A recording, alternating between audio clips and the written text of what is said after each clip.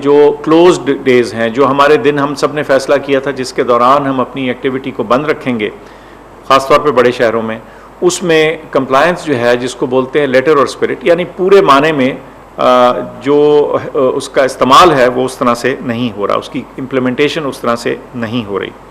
जो औकात कार थे जिसके दौरान कुछ एक्टिविटीज़ ने बंद होना था या चलना था, उनके ऊपर भी मुकम्मल आमद दरामद होता नहीं नज़र आ रहा।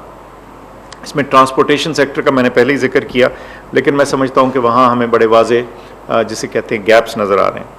हमें ये भी पता चला है कि बावजूद पाबंदी के कुछ जगह रेस्टोरेंट्स में इंडोर डाइनिंग जिसको बोलते हैं, यानी अंदर बैठ के खाने का जो इंतज़ाम है वो चल रहा है। और सबसे पहले ये कहूँ कि ये जो मास्क का इस्तेमाल है, इसकी कंप्लायंस इतनी कम है कि वो हमारे लिए तशवीश का बायस है। मैं समझता हूँ कि अक्सर जगहों में, सिवाय चंद एक्सेप्शंस के, अक्सर जगहों में इसका इस्तेमाल 5% भी नहीं है। इस सूरत हाल में मेरी आपसे अपील ये होगी कि इन SOPs को सीरियस समझिए। बीमारी का फैलाव मौजूद है और वो फैलाव इस नौइयत का है कि उसने हमारे हेल्थ केयर सिस्टम के ऊपर बहुत शदीद असर डाल रखा है। और ये हमारे हाथ में है कि जैसे ही हम इन चीज़ों की कंप्लायंस, यानी इन रिस्ट्रिक्शंस की, इन SOPs को अडॉप्ट करना शुरू करें, तो हमें बीमारी के फैलाव पे खातिर खा असर नज़र आना शुरू होगा। साथ साथ मेरी उलमाए कराम से भी गुजारिश है कि रमज़ान सामने है बिल्कुल, कि वो भी अपना पूरा किरदार इसमें अदा करें और वो हमारे साथ रहे हैं। और पिछली जो इसकी वबा थी, जब पिछले रमज़ान में आई, तो उनकी मदद से बहुत इफ़ेक्टिव इम्प्लीमेंटेशन थी बहुत सारी मसाजिद में।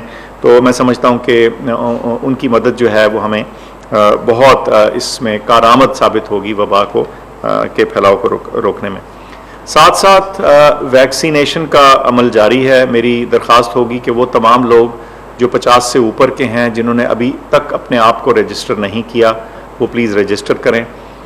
जो 60 से ऊपर लोग हैं, 60 से ऊपर उम्र के लोग हैं, उनको जब वैक्सीनेशन की डेट आती है तो प्लीज़ उस पर जाइए और वैक्सीनेशन का आगाज़ कीजिए अपने लिए। और 65 साल से ज़्यादा उम्र के लोग जो हैं, बहरहाल उनके लिए तो वॉक इन वैक्सीनेशन, यानी बग़ैर अपॉइंटमेंट के, बग़ैर तारीख लिए जाने की फ़ैसिलिटी मौजूद है, तो वो उसका भरपूर इस्तेमाल करें। हम इंशाल्लाह ज़्यादा से ज़्यादा वैक्सीन्स फ़राहम करेंगे और हो रही हैं और आइंदा होती चली जाएंगी इस महीने के आखिर से पहले और फिर मई में और फिर जून में। तो ये लाखों बल्कि इंशाल्लाह करोड़ों की तादाद में वैक्सीन्स मौजूद होंगी, तो इसका इस्तेमाल कीजिए। लेकिन एक और आपको चीज़ बताता चलूँ, आज अभी थोड़ी देर पहले WHO के जो DG हैं उनका भी एक मैसेज आ रहा था, वो ये कि जब हम वैक्सीन लगा लें तो हम ये ना समझें कि अब हमने इसके बाद तमाम जो एहतियातें हैं वो छोड़ देनी हैं। वजह यह है कि वैक्सीन बचाव करती है, इफ़ेक्टिव है, लेकिन ये कभी भी 100% नहीं होती। तो इसलिए साथ साथ वैक्सीनेशन के, जब तक आलमी इदारा सेहत और कौमी इदारे जो हैं आपको ये ना कह दें कि अब इन एहतियातों की ज़रूरत नहीं रही, तब तक ये तमाम चीज़ें अडॉप्ट किए रखें। बिकॉज़ इसी सूरत हमारी जो वबा है वो कम होगी, नीचे आएगी और हम अपना मामूल ज़िंदगी जो है करीब तरीन अपने नॉर्मल के लाने के काबिल होंगे।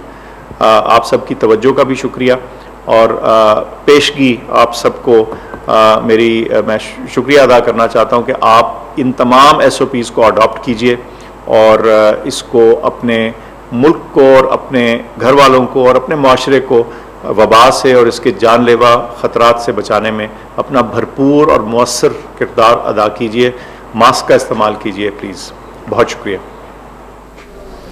कोरोना सूरत हाल की तीसरी